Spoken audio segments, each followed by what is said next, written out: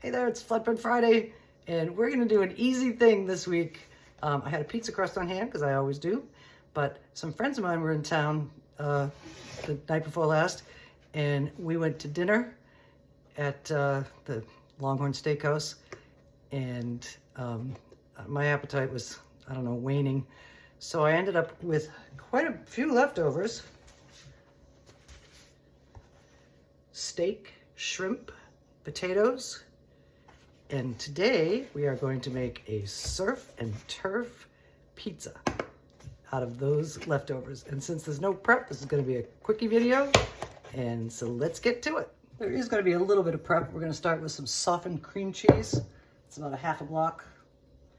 And this is going to be our base for our pizza.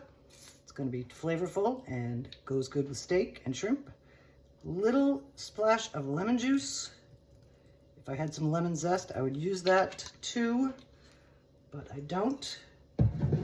And we're going to do some Montreal steak seasoning, which has garlic and salt and pepper and stuff. And little tiny bit of onion powder.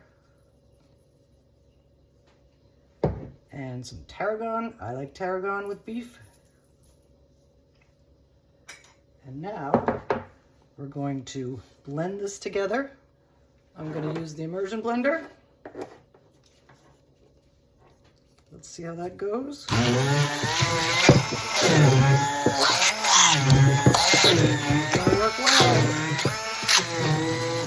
Our pizza base is creamy and lemony and very nicely spiced. And we're going to let that sit for a few minutes. We're going to par bake our crust. We're going to use a Pillsbury pizza crust. Pop it out of here. Onto a piece of parchment paper. And where is the edge? There it is.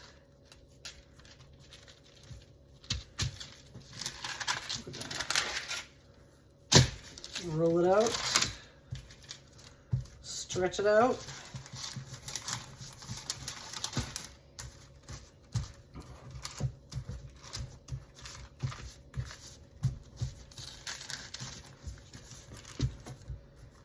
And then we're going to transfer this to a baking sheet.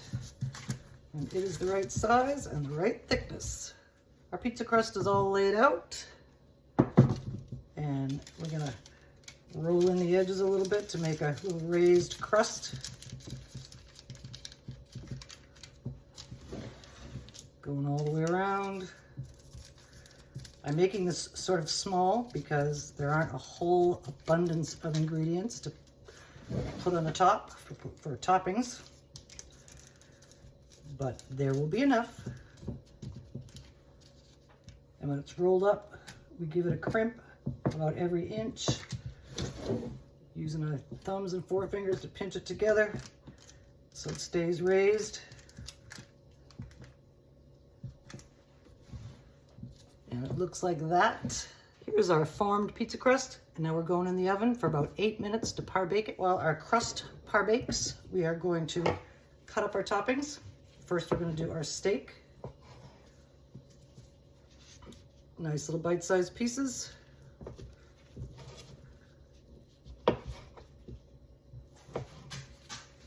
By the way, they overcooked my steak, so that's probably one of the reasons that I didn't want to eat it.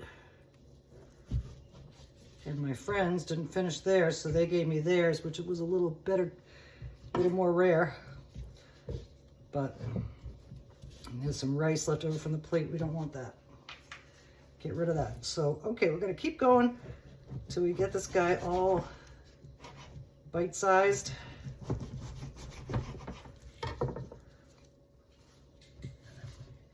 Here are our steak pieces all cut up. And now we're going to work on our shrimp.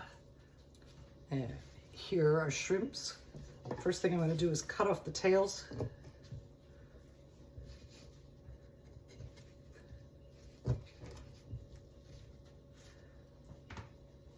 No.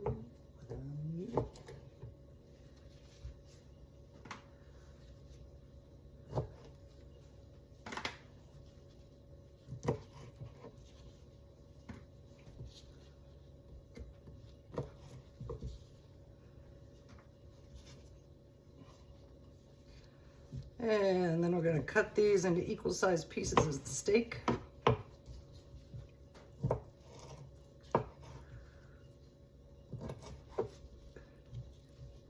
Or maybe a little bit bigger, but just like that. Our steak and shrimp toppings are prepped, and when the crust is par-baked and cooled a little bit, we're going to build our surf and turf pizza. Our crust is par-baked out of the oven, and while it's still hot, since this cream cheese spread that we're using is a little stiff, I'm gonna spread it on while the crust is still hot so it spreads easily.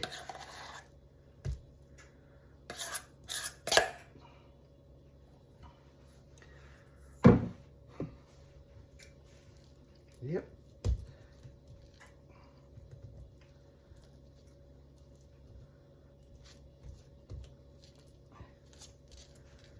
We'll keep working at it till it gets evenly spread around. Our base is spread around nice and evenly. And now here comes our toppings. We're gonna do steak first. Not too close together. We gotta make sure we get good coverage. I think we can do it.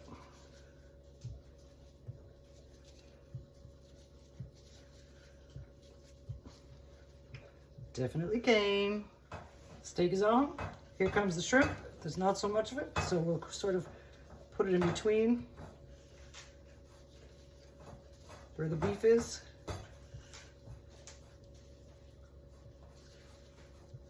But make sure each slice gets at least a little bit of shrimp, which it will. Well distributed, looking fine.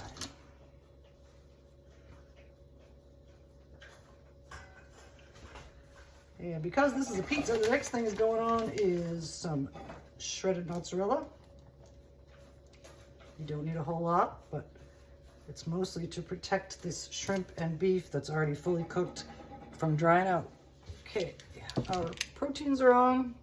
And the next thing we're gonna do is something a little out of the ordinary, but the reason I thought of it was because I used to work at this restaurant, and one of their most popular pizzas was called a pizza bianco, and it was broccoli and mashed potatoes, little dollops of mashed potatoes. So because I had leftover mashed potatoes from my dinner as well, we're gonna do that here.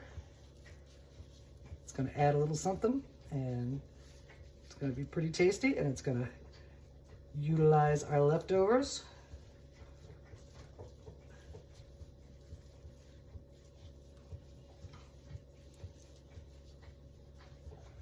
Not sure I'm gonna use them all, but I did, and they were kind of crumbly, so that's why. But now is our last step. I'm gonna finish this with just a dusting of cheddar for a little color. I want these potatoes to stick out on top, so that's why I'm not gonna totally cover it with cheddar, but this will add a little something. And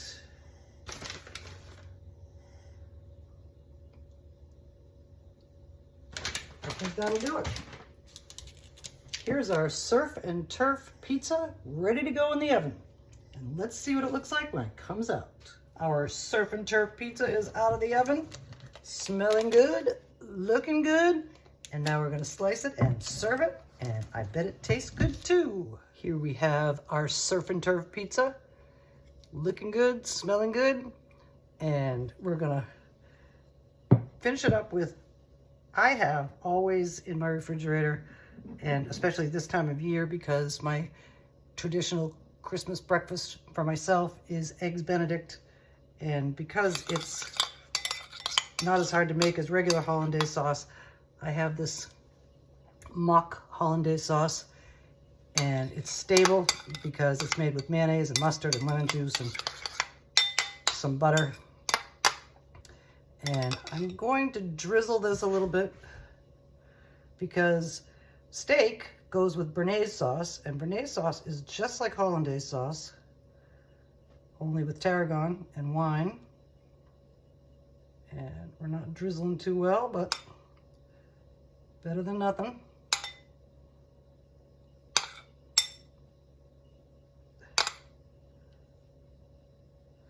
And there's already some tarragon in our base, but just to give it a little color, I'm gonna give it just a little sprinkle. I wish my tarragon in my garden was still alive, but it's not. So the dried, we'll have to make sure it hits the sauce so that softens it up, and the plate so that greens it up. And here we are, ready to taste, and let's see. Thank you for joining me for our post-Christmas Flatbread Friday and our using up our after dinner leftovers. And here's what we look like. And I think it's gonna taste real good. And it did. You know I love to play with my leftovers. That's what I did for a living for a long time, was take leftover stuff and make it into other stuff. And we will see you again soon. Happy New Year, everyone.